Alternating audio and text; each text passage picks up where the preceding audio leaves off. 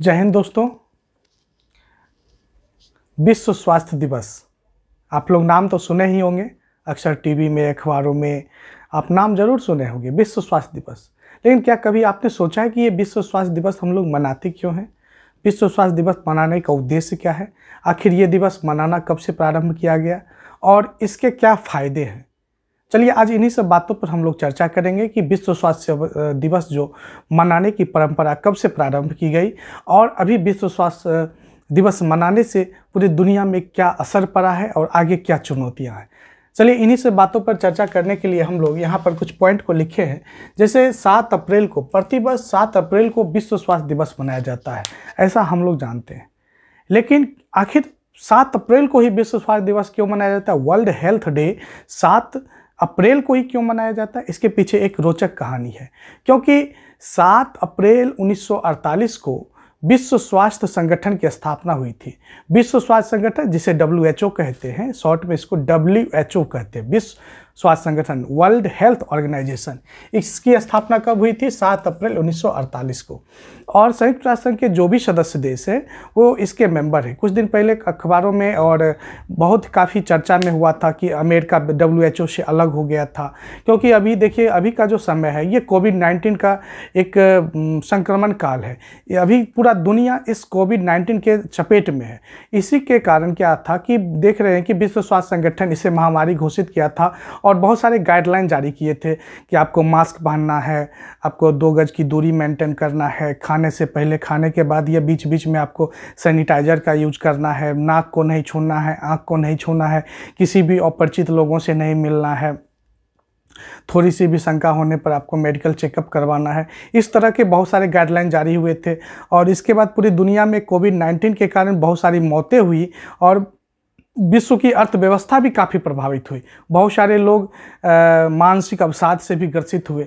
तो इन सब बातों को हम लोग 1 साल से भुगत रहे हैं, देख रहे हैं और अच्छी तरह से वाकिफ़ हैं।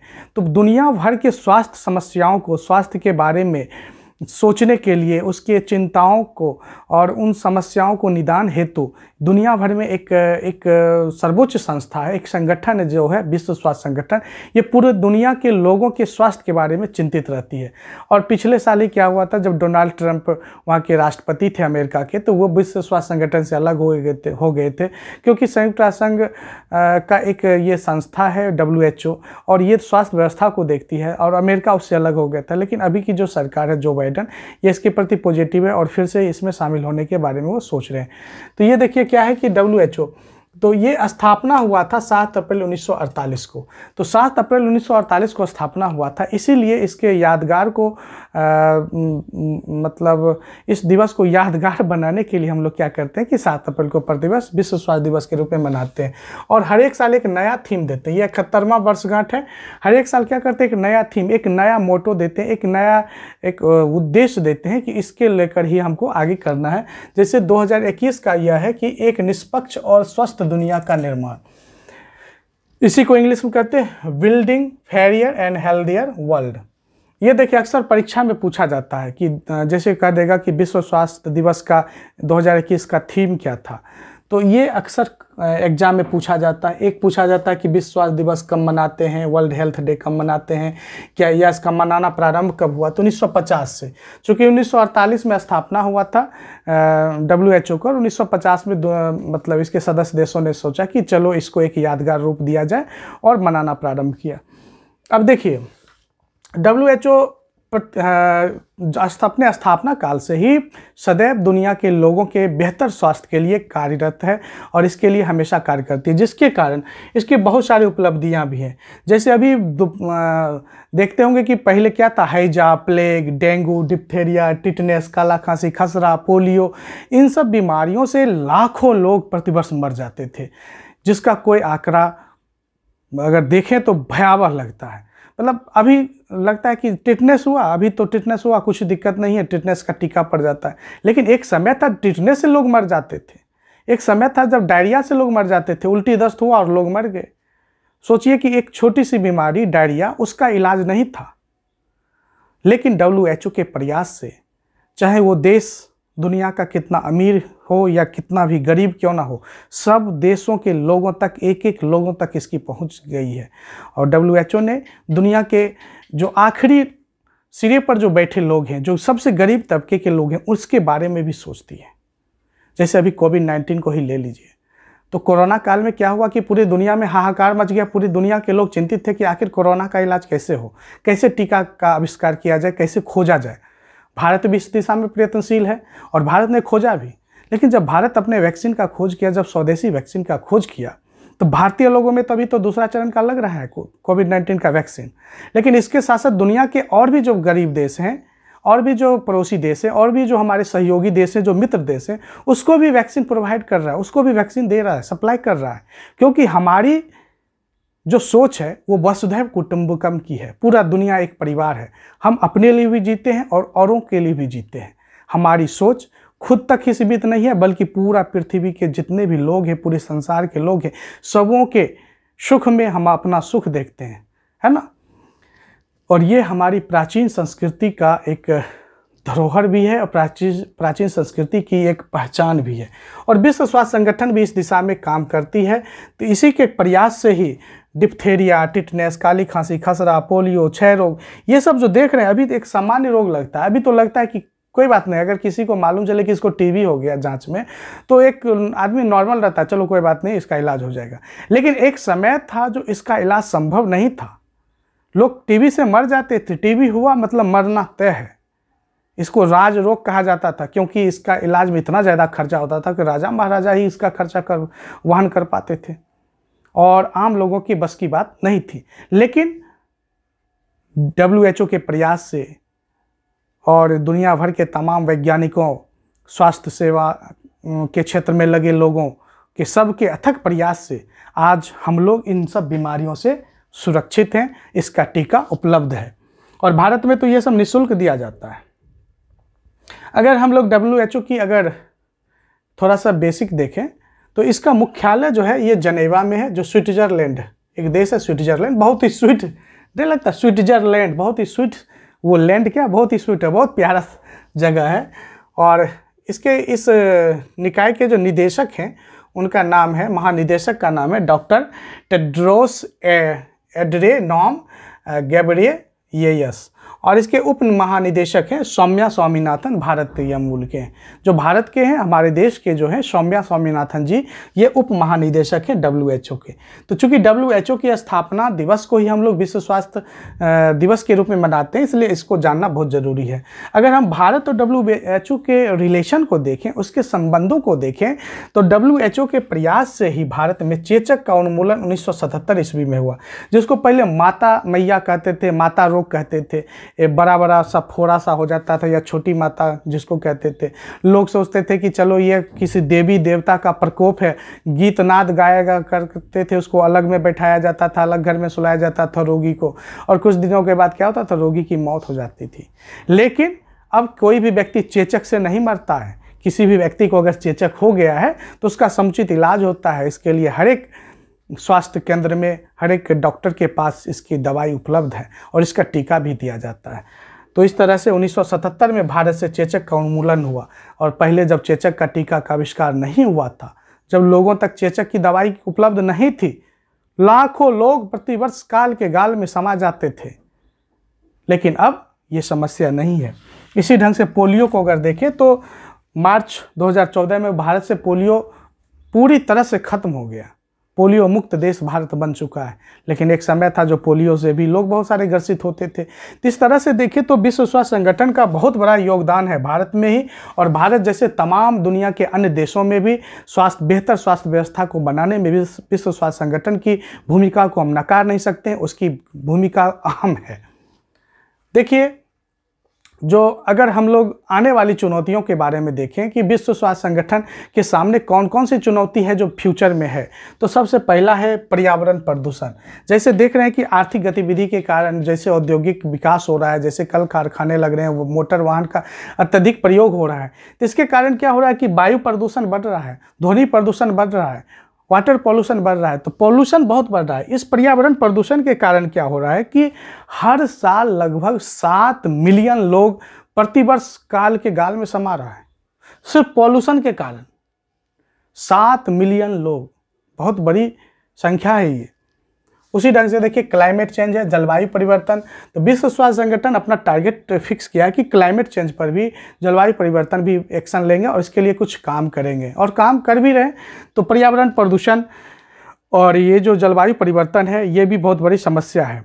और जलवायु परिवर्तन के कारण क्या हो रहा है कि असमय बाढ़ आता है, कहीं सुखाड़ आता है, कहीं पे लू पड़ता है, और इन सब कारणों से प्रतिवर्ष बहुत सारे लोगों की मृत्यु हो रही है। अगर हम लोग देखें तो आने वाले समय में लगभग 2.5 लाख लोग अत्यधिक मृत्यु होने की संभावना है। इसी ढंग से अगर गैर संक्रामक रोग देखें, जो नॉन कम्युनिकेबल डिजीज़ है, तो कम्युनिकेबल डिजीज़ और गैर संक्रामक बीमारी में बेसिक अंतर होता है कि यह बीमारी एक दूसरे से प्रत्यक्ष या अप्रत्यक्ष रूप से नहीं फैलता है। लेकिन संक्रामक रोग क्या होता है, किसी भी व्यक्ति के संपर्क में जाने से डायरेक्ट वो फैल सकता है। जैसे कोरोना ले लीजिए, कोरोना व्यक्ति, मान लिया जाए कि एक व्यक्ति है जिसको कोरोना है, अगर इसके संपर्क में कोई व्यक्ति आएगा तो क्या होगा, ये इससे फैल सकता है। इसी ढंग से अगर किसी व्यक्ति को टीबी की बीमारी है, क्षय रोग है, तो उसके संपर्क में कोई दूसरा व्यक्ति आएगा तो उसको फैल सकता है, तो उसको संक्रामक बीमारी कहेंगे। लेकिन जब एक व्यक्ति से दूसरे व्यक्ति में रोग का फैलाव नहीं होता है तो उसको गैर संक्रामक बीमारी कहते हैं।